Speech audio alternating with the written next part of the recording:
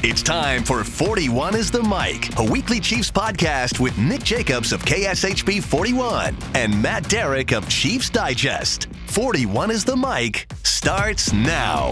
Welcome, everyone. You are back with another episode of 41 is the Mic, and this is like Christmas morning for us because I am here with none other than pads enthusiast Nick Jacobs from KSHB 41. This is what it's all about, Nick. That's right, Matt. I don't know if you know this, but the pads are on today. I hope once a year celebrated padded practice day properly on this glorious Sunday. I hope they enjoyed it. They shared fellowship with their family and gathered around the dinner table to celebrate the first day of padded practice. It's kind of like Festivus. I mean, it's not really Festivus isn't over, and padded practice day is not over until you put the pads on, you tackle somebody, and you take them to the ground. Mm-hmm. Yeah, I handed out thigh pads and knee pads to my family. Let them congratulate them on the padded practice day. I'm not going to lie. There are times during and there were some of these plays today that I love, Nick, which, because you get a 9-on-7, which for those of you who haven't been to a training camp practice, it's a run period. I mean, that's all it is, just a run period. Everybody just run the football.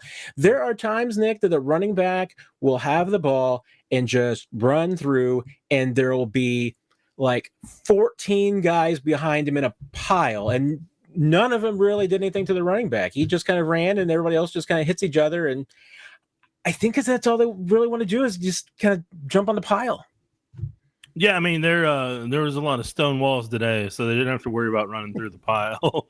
But yeah, no, there was a couple quality blocks, but you could tell they were kind of getting their pad legs back under them, as I'm going to call it, and so they're not in what I would call hitting condition yet.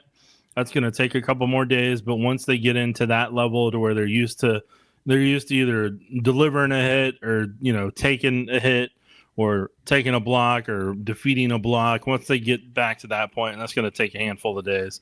Once they get to there, then it'll start to feel like real football for them and for us. Well, let's get to the main question that everybody's got after the first padded practice, and this has been the question that's been on not everybody's mind since basically draft night in the first round. How did Josh Simmons look, Nick? So, I mean, look, we already know what he was athletically. He got some chances to do some one-on-ones Friday before the pads came on, and he went up against George Karlaftis. I know you and I talked about it.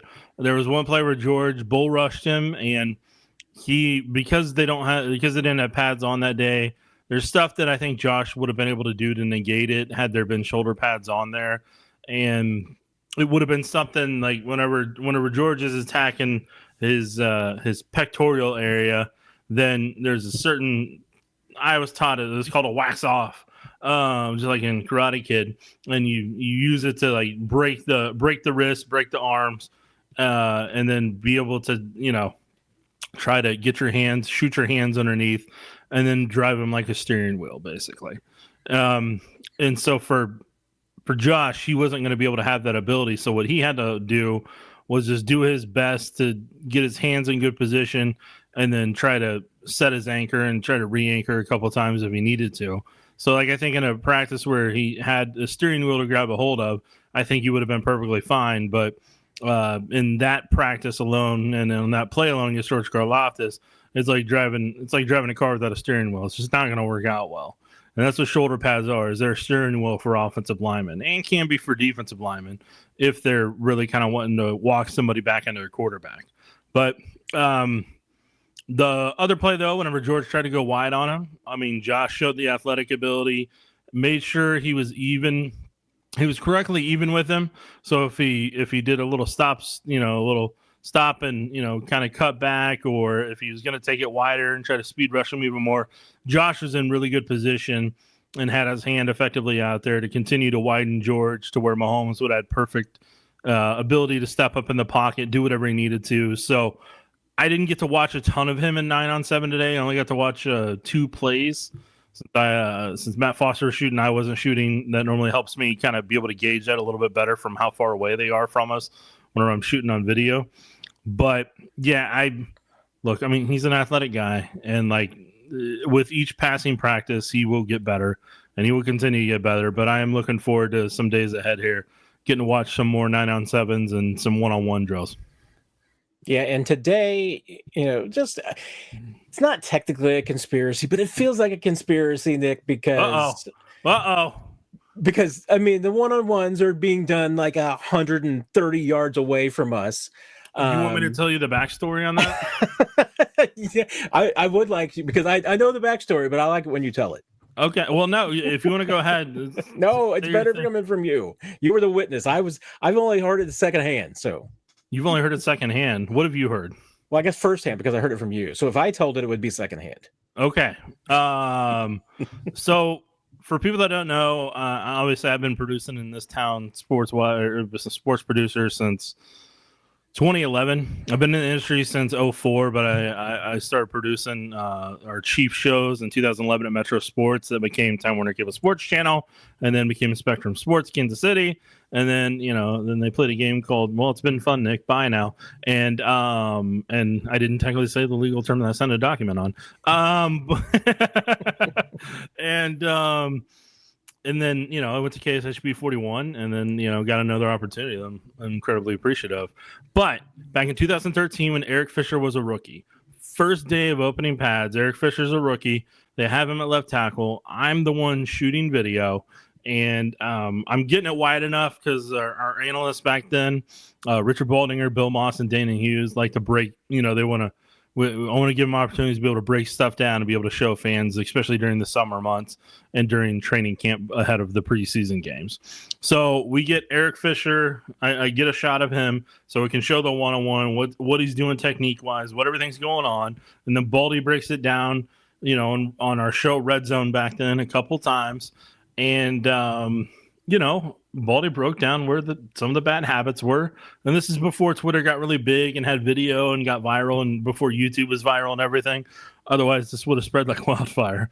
And Baldy's breaking down all the bad habits because Baldy played right tackle for the Chiefs for a long time, did a great job, learned from Howard Mudd, and Baldy introduced me to Howard Mudd and everything. And, magically the next year, first day of pads has been on the opposite end since 2014. Not just on the opposite end, but literally with a 9-on-7 session going in between us and the O-line D-line one-on-one. No, not a 9-on-7. They just have all the defenders. Oh, 7-on-7. I mean, 7-on-7. Excuse me. Yes. Coming at us, and then they deliberately have the D-line blocking that. Now, is it coincidence? Could be. But I think they want to get them into a certain rhythm before they have a former NFL player potentially breaking them down on the TV show. Well, despite that, we did get a little bit of a look of Simmons today going up against Charles Omenihu, and 2 bull rushes from Omenihu, which I thought was also fairly purposeful because that's exactly what I wanted to see. I wanted to see how his anchor was, if Josh Simmons was able to handle that, because that's the thing that I think is going to be the last thing that comes back for him, is his strength in those legs. I mean, if anything, I mean, it's a little, not that it's easy to have agility and have side-to-side motion and quickness when you're coming back from a patella tendon injury, but strength is definitely the last thing that comes back. I mean, you can definitely lose your balance. It can be an issue. And he had a bit of a step back, but I didn't think that there was anything seriously wrong with what he did today. And to your point, when you talked about him, when he has struggled a little bit with Karlaftis, I mean, on both those bull rushes with Omenihu, I mean, he squared him up. I mean, he made sure that Omenihu wasn't getting away. Nope. So, and there wasn't any obvious hold, nothing that was going to get him in trouble with the officials, and the officials were there today, and nobody threw a flag on him. So, I mean, that I thought was a positive. Now we're going to see going forward. I mean, you want to see more strength. You want to see him be able to stand his ground and not even give up those couple of steps that he was giving up. But to me, once again, I mean, he's passed another test. There are still more to come, but this was a big one today, and he passed it. Yeah, it'll be interesting whenever they add kind of the multiple rushes to it, to where him and Kingsley have to work together and pick up and pass off. That'll be one of the next things. But right now, you get him in a rhythm, get him some confidence, get Kingsley confidence, and then you go from there. An interesting thing also going on with the offensive line right now, because Yeah, which one? well, there's a few, but what I wanted to ask you about is, okay, so every year NFL teams have in the Bill Walsh Coaching Diversity Fellowships that come in, and Chiefs have about 10 of them this year. There's a whole list. If you want to go back, you can look. I think it was on day 3 of my notebook on ChiefsDigest.com. You can see them all along with some information about who they are. 2 of them are going to be very familiar, because one is Cam Irving. Played a little bit around the league last year in the league. Now he wants to go into coaching and came here to be part of it and to share his wisdom, but learn a little bit about coaching O-line, being a coach in the NFL.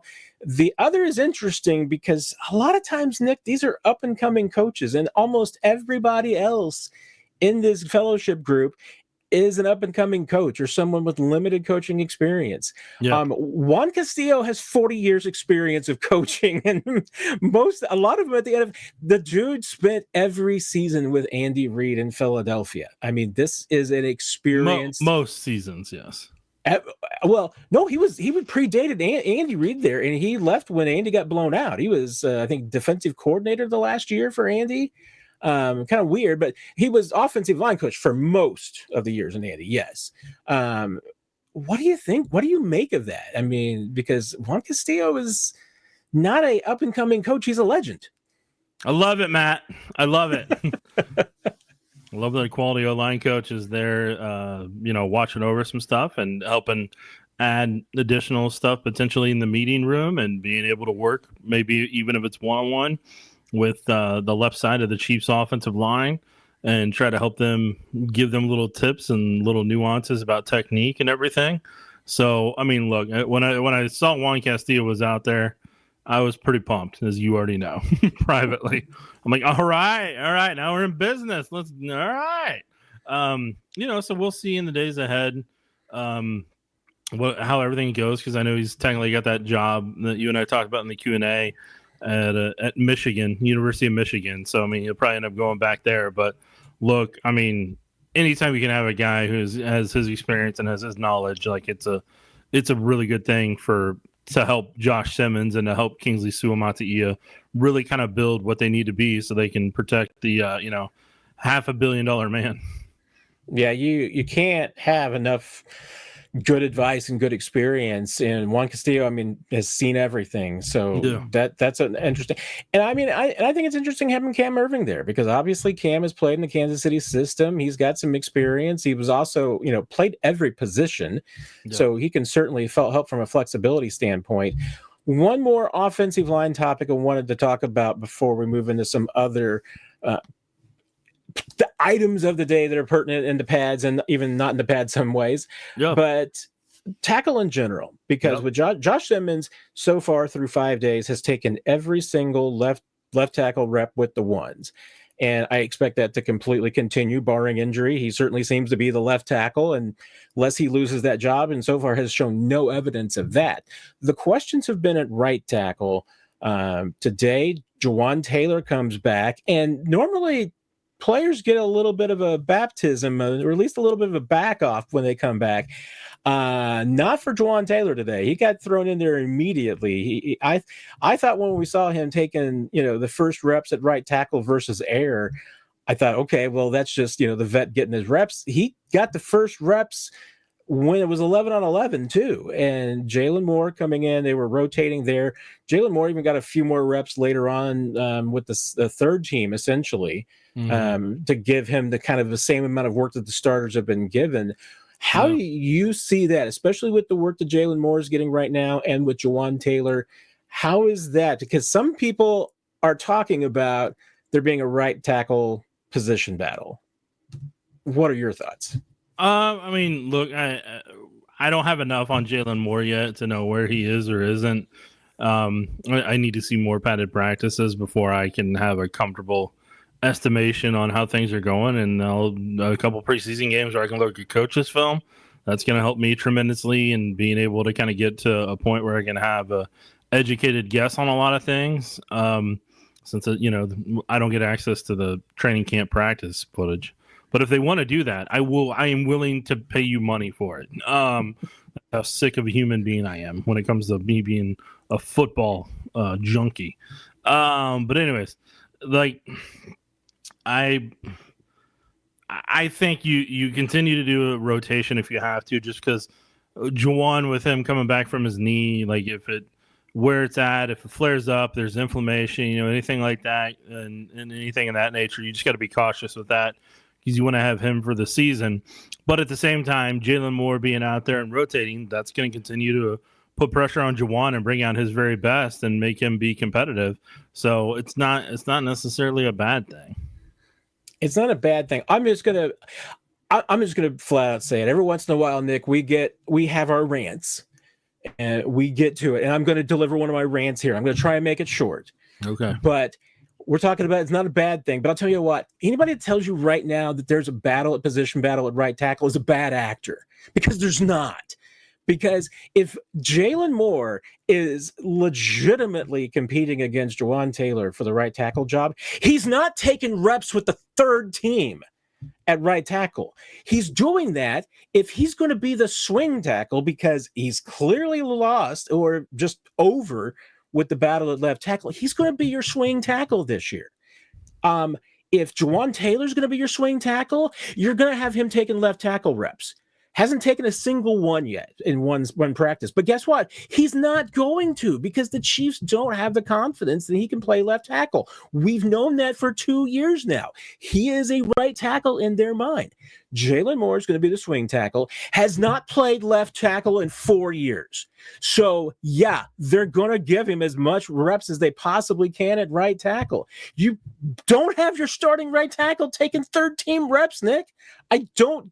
So anybody who's telling you that there's a legitimate position battle of any sort at right tackle, they want your click. I don't want your click. Don't come to me if you want to read about a right tackle position battle, because there's not one.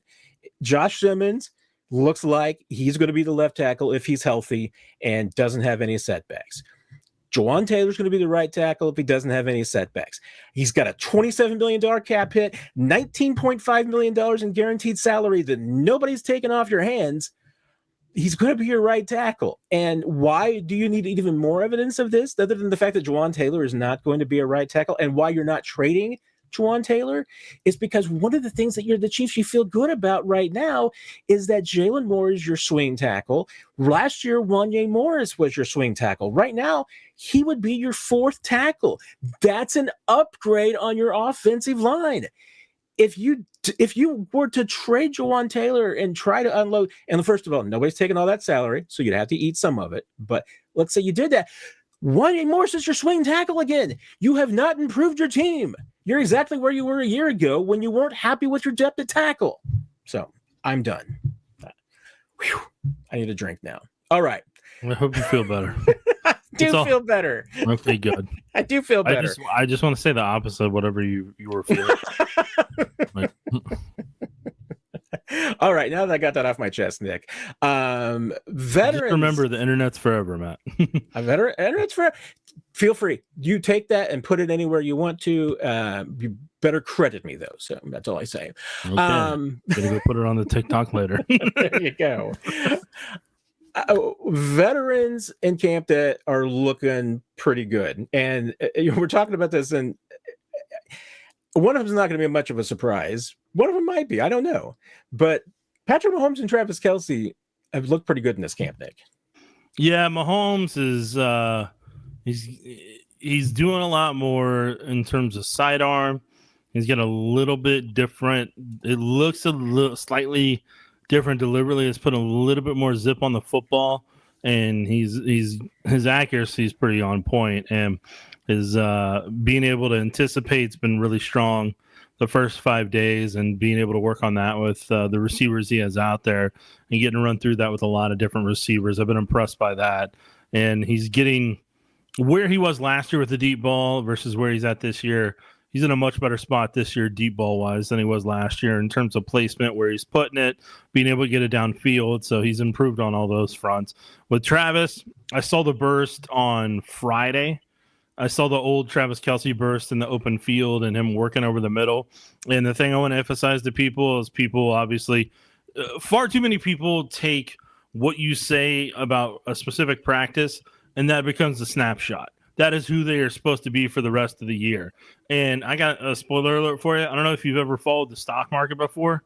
Stock prices rarely stay the same and stay flat the entire time. They either go up or they go down. They go up or they go down. Like it's the where they fluctuate, and and then it's just a back and forth type of thing. So far, what I'm telling you is it's a matter of people stacking days together. I wanted to mention Travis Kelce had that back on that day because the Chiefs did a good job finding a steady rotation for him to where they were rotating him in and out and keeping him fresh in the actual practice. So what I'm getting at is he had a strong Friday that looked like who he was. So what I'm saying is it is still there. It's just a matter of how the Chiefs go about managing it so that he can continue to maintain that. And given that he has the aches and the pains he does at his age, which he should for how long he's played in the NFL, that, you got to figure out how you can manage that for him. 100%. And that's one of the things that's jumped out to me has been we haven't seen as many back-to-back snaps from Travis Kelce. And notable today, when they were in long drive, you saw Kelce shuttling in and out. And it was up to Noah Gray. And Noah Gray at one point, I believe he had 4 targets and 5 throws. No. And that was indicative of the fact that Noah Gray was on the field and Travis was shuttling in and out. But here's the thing, and this is what, I keep saying, but compared to last year, Travis Kelce, if he just simply played fewer snaps and there was more load management, could absolutely be more productive than he was last year. Yep. Just because he was worn out, especially late in the season, he was worn out and did lack that burst. But if you can manage his time, and there's other guys, and once again, you talk about snapshot. I don't know if Robert Tunyon's going to be good enough to make this team. Maybe he is just experiencing the fountain of youth, Nick. But if this guy continues to look like this in the 3rd week of August, and he plays like this in the 2nd week of December, I mean, I'm not saying that Robert Tunyon's going to be league MVP or anything like that, but could this dude give you 400 yards and be able to help you out and give you some depth so that Travis Kelce can play 65, 70% of the snaps instead of 80 or 90? Yeah. And now I feel like there's even more advantage with Jake Breeningstool being banged up on Sunday and not practicing. Robert Tonyan is definitely a passion project of yours. All right. Let's see if we can go through these quickly because there's a couple of rotations that I wanted to talk about as well. Cornerback. We're not talking about Trent McDuffie. Trent McDuffie is your starter. He's going to be out there every single snap. But through 5 practices, Nick, we've seen more and more rotation and experimentation a little bit from Spags and Dave Merritt. It's kind of common with what they do this time of year. Yeah, Noel Williams is really starting to have some strong performances. He's starting to put some days together. Today in one-on-one, or on Sunday if you're listening to this later, he basically, his press on Brownlee was insane. Like, he knocked him back a couple yards and then he forced him to take an outside release, and so he was already in a game. He would already been significantly late on that pass play, so Noel already blew it up from the start. And Noel's got good tracking ability, and he was able to stay with Worthy on a deep post on Friday, stay in his hip pocket. So yeah, Noel's really starting to put days consistently together. So he's one that I'm really starting to be significantly intrigued by. Yeah, and Steve Spagnuolo told me last week just about how he's progressing and that he's made a lot of gains since OTAs, when they said admittedly that he was swimming a little bit. It's improving.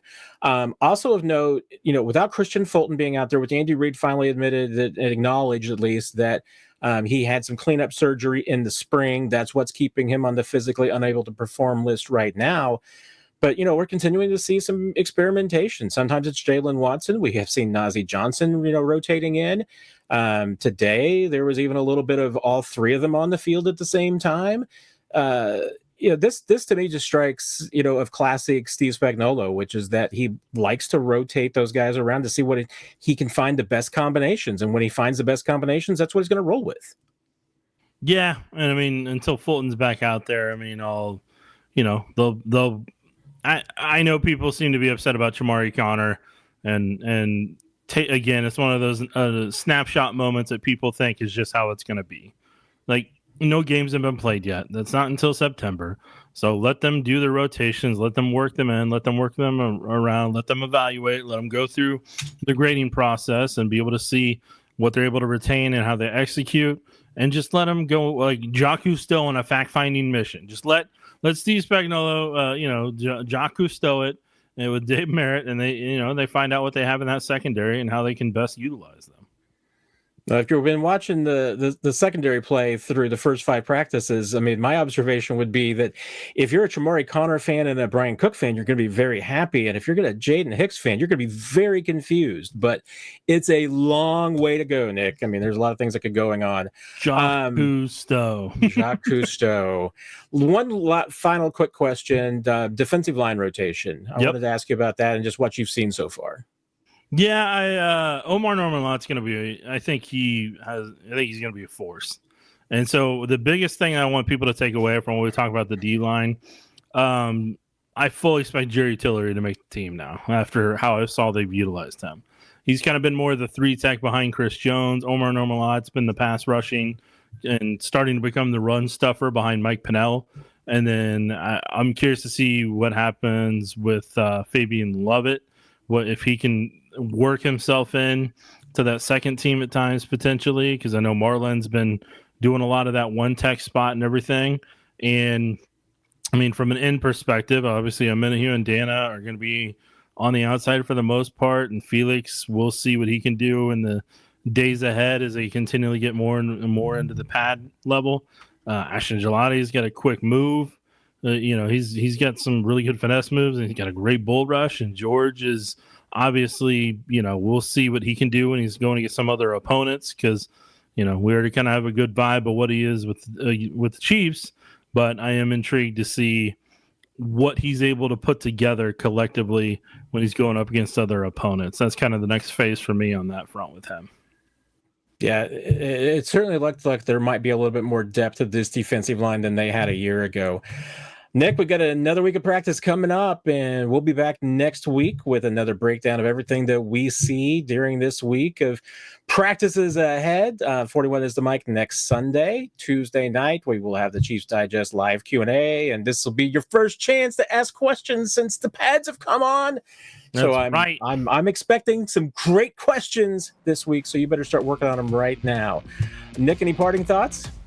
I have my closer. You got anything before we get to the closer? I'm all ready for your closer.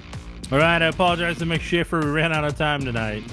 You've been listening to 41 is the Mic, presented by KSHP 41, your home of the Chiefs and Chiefs Digest.